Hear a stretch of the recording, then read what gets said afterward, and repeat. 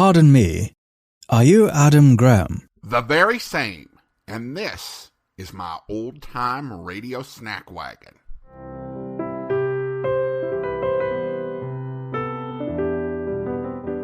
Welcome to the Old Time Radio Snack Wagon, where we serve up a bite-sized portion of old-time radio.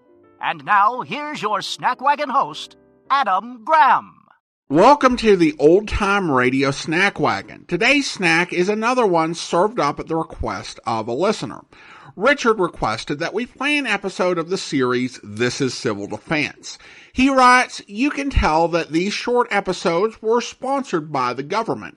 However, they do a good job of painting the picture of life under the threat of nuclear war that people lived under back then." Well, Richard, I'm happy to oblige. This series was transcribed by the Rocky Mountain Radio Council.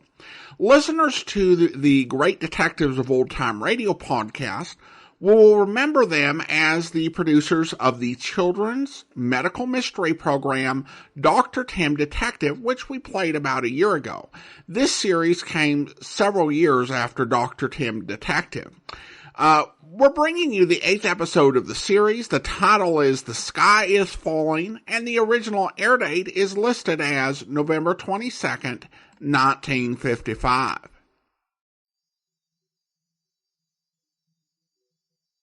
This station, in cooperation with the Federal Civil Defense Administration, presents by transcription, The Sky is Falling.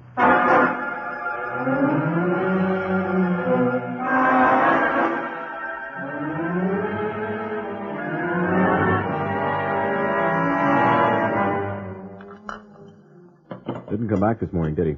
I looked out the window and his car isn't there. My curiosity is certainly aroused. That's the third time he's done that since he moved next door. When was it? A month now at least. Wonder what he does. Well, you should be the one to find out. I don't think it's my place. I'm beginning to be a little worried. Don't be silly. Well, it all appears so mysterious. Just hold your womanly inquisitiveness a little longer. Maybe I'll run into him after I make this trip with the boss. Morning, if you're talking. Goodness, maybe this isn't Saturday. Why so early, son? Can't sleep. I don't think I slept a wink. Hear that neighbor of ours leave about 4 in the morning? Neighbor leave? Again? No, I don't think so.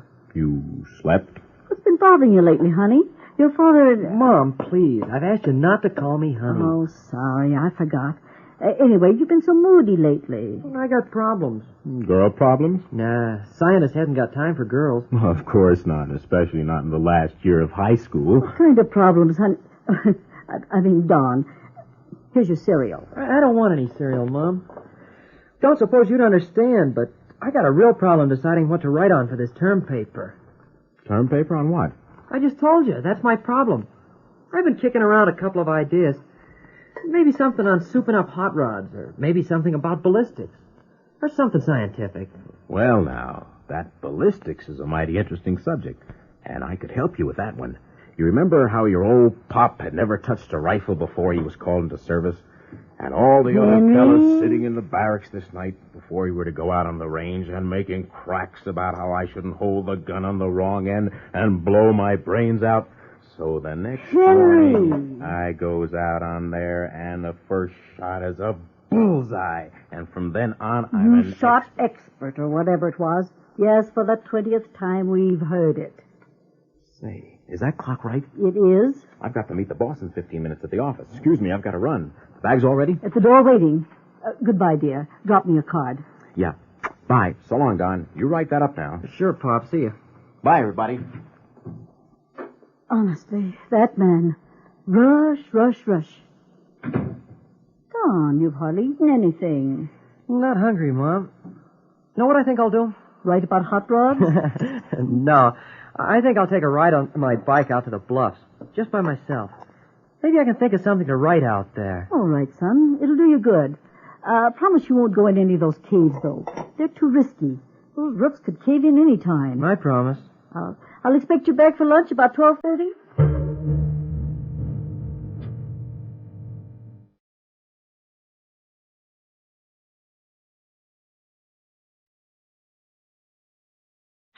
It's pretty out here. See all the valley. Gives you a rocket-eye view. Beautiful. Maybe I could ride on guided missiles. Gosh, I wonder what it's like just zooming off into space, alone.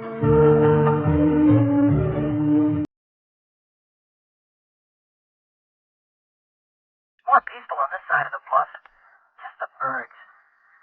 Mom worried about those caves. Ain't nothing to them. Nothing like real caves, miles deep. Maybe I could write about caves. Or better yet, tunnels. That's it, building tunnels under rivers. Let's see now. Say, there's a section of the bluffs I've never seen. I wonder what it's like. Think I'll take a look. Leave my bike here.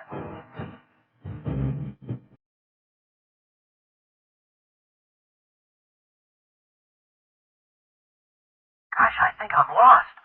All these gullies, they all look alike. Can't tell directions by the sun. Maybe on top of this hill. There now. No, don't recognize it. What'll I do? Shouldn't have come over here. If I could find my bike, I could... Wait a minute. There's something flashing down there. Near that shed. Seems to be a road by it. Better get down there. Find out where I am. Come back for my bike later. Gotta get down there. Gotta get down there.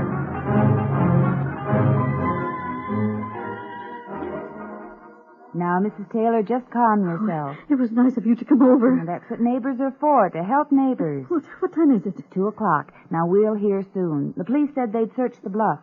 Is there anyone else I can call? Some boyfriend's family? No, I'd call them all. He's not there. Oh, I'm sure something horrible has happened to him. Why did I let him go?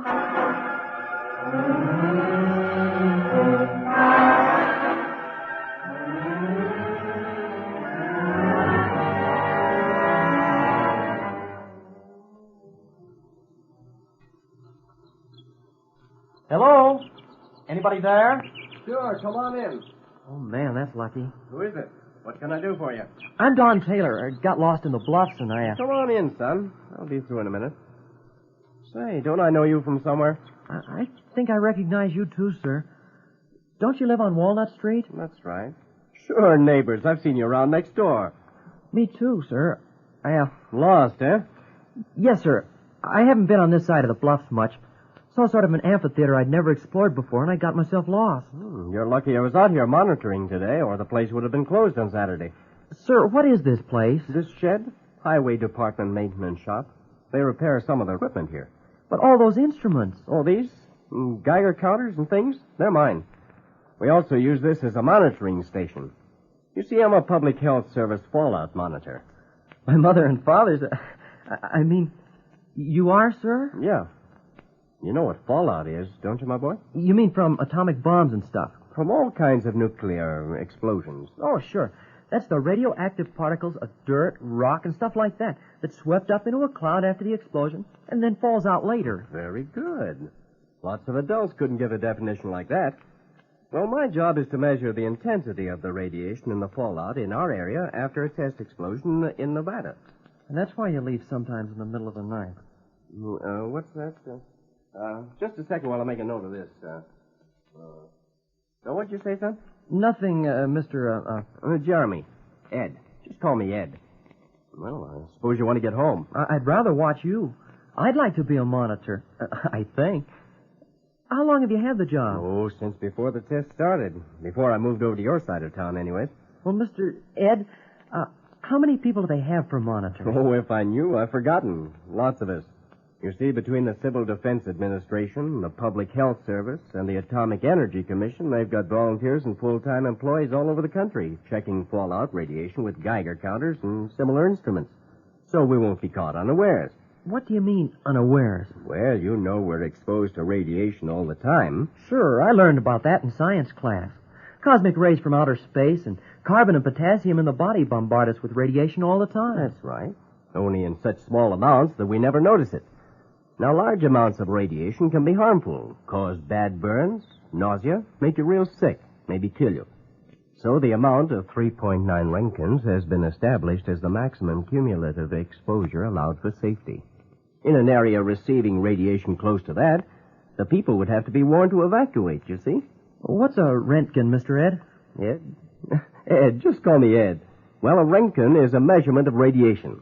Like an inch measures distance. Do we ever get close to the maximum? No, son. Even near the bomb sites, no real danger has ever existed in this country yet. These particles get carried long distances by the wind, don't they? You've kept up on this thing pretty well, young man. Winds way up there, 40, 50,000 feet. The Weather Bureau keeps everybody posted as to which way the winds are blowing. Then the fallout monitors check the radiation along the way. Gee, Mr. Jeremy, Ed, do you think I could look at some of your instruments? Would I bother you? Sure you can. I'm almost done for today. Been a long session since 4 in the morning. Come on over here.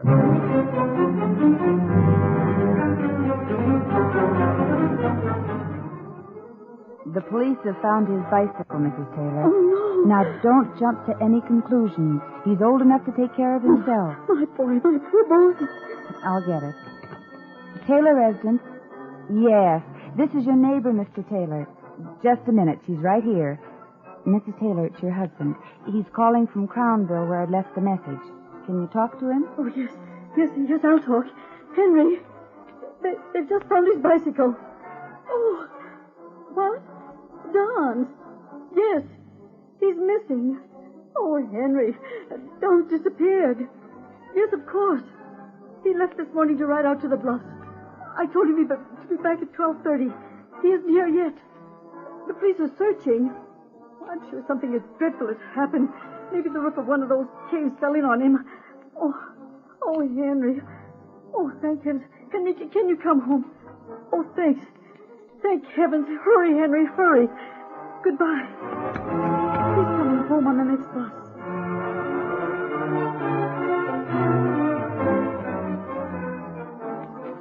So you see, Don, that's about all there is to it.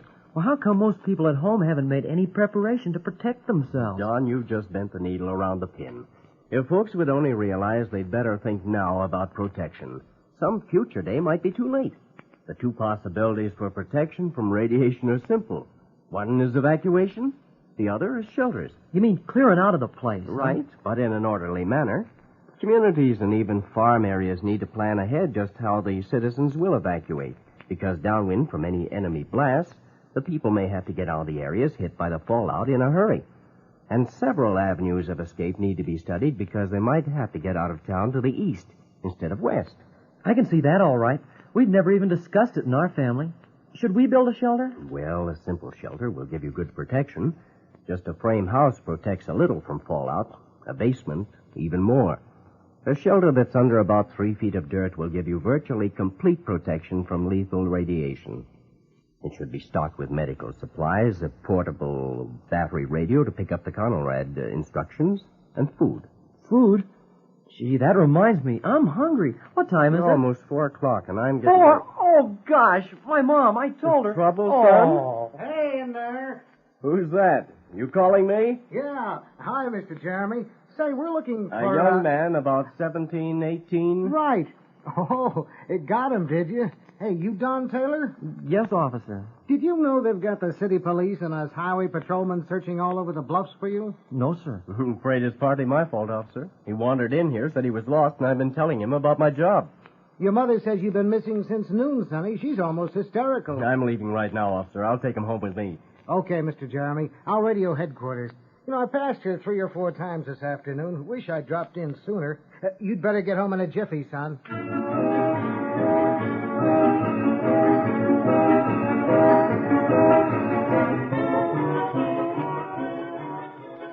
It'll never happen again. Honest, Mom. Oh, I'm just so happy to have you back, son. Oh, I know you're old enough to take care of yourself, but when you didn't come and didn't Mrs. come... Taylor, I'm afraid he and I both became fascinated with what I was doing, and we failed to note the time. I had no idea you were expecting him, of course. I realize that, Mr. Jeremy, and I know how Don is when he gets involved in something scientific. And guess what, Mom? Oh, please don't make me play games at this stage, son. Ed has agreed to help me on my term paper. Guess what I'm going to write on? I'm going to write about fallout. Well, at least you did reach one goal out there in the bluffs. I'd better get on home. Oh, please stay, Mr. Jeremy. My husband will be here in a moment. I'll appreciate it if you'll help explain this whole thing again. I'm still a little upset. He's going to be mad. Sure, I'll stay. I got an idea, Mom. Ed told me some of the jobs that people like you and Dad can do in civil defense work.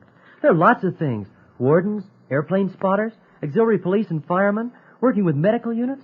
Why don't we try switching the subject over to that real quick-like, and maybe we'll get his mind off my being lost.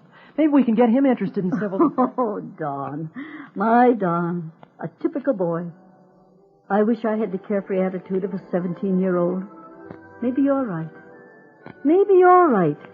Tell you what. You and Ned get your heads together and see if there's a job in civil defense for a man who fired expert the first time he shot a rifle.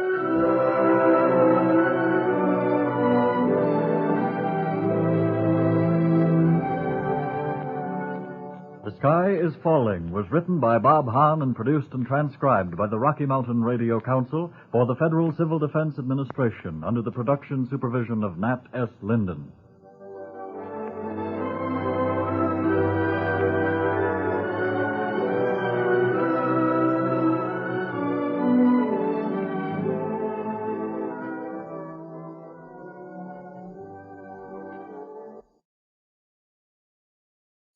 Welcome back. To be fair to This Is Civil Defense, not every episode of the 13 is about responding to a nuclear attack.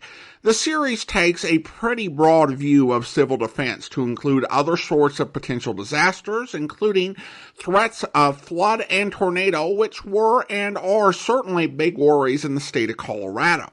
The episode's approach to a potential nuclear attack seems downright chipper, taking a topic that is and perhaps should be terrifying and making it fun for all the complexities and nuances surrounding exactly how fallout works and is measured. It certainly reflects the sort of upbeat approach that can be seen in things like the Duck and Cover films. I mentioned that these were made by the same council that created Dr. Tim Detective, and you can hear some of the same sort of lines, such as the person in the know wishing if only your average person knew that thing he was about to say. Of course, the sort of preparedness being promoted was not a bad thing, again, for all the other sorts of emergencies that you might deal with. However, the effectiveness of the advice for surviving a nuclear blast is hotly debated to this day, but as someone who doesn't claim scientific expertise, I'll leave it to listeners to research and fact-check these claims if they would like. Richard, thank you so much for the suggestion. It was a fascinating program. And I want to say I'm always open to receiving your suggestions for things that we can serve up on the snack wagon. However, we do have a season break coming in January, and then we'll return with season 2 on February 12th. And we have a lot of specific plans for the rest of this season and much of next season. So if you have a suggestion, please feel free to send it in to adam@snackwagon.net. It may just be a while until I'm ready to serve it up. It's time for me to close up the old snack wagon. But don't worry, we'll be back with another serving of old-time radio goodness before you know it. If you want to enjoy some of our longer-form podcasts, you can feast away at my website at greatdetectives.net. Your emails are also welcome at adam@snackwagon.net. The Old Time Radio Snack Wagon comes to you from Boise, Idaho. Your host is Adam Graham. Sound production is by Rhines Media, LLC. You can listen to past episodes of the Old Time Radio Snack Wagon as well as connect on social media at our website at snackwagon.net. Email suggestions for episodes to adam@snackwagon.net. This has been the Old Time Radio Snack Wagon.